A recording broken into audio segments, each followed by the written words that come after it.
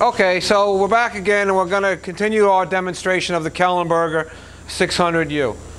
So I've removed the tailstock and I've removed the center from the headstock and put in our chuck, magnetic chuck. And so you can see here when you unclamp the wheel slide with these levers on the top that I could turn this to 90 degrees, in which this will lock in on the top, locks into a certain spot. This would be for face grinding.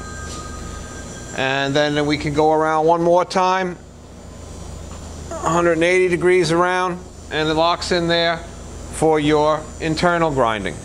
So that's what I wanted to show you. And that's the KELLENBERGER 600U set up for the internal grinding. And the face grinding wheel would go here, and then the whole thing comes back here and locks into place here.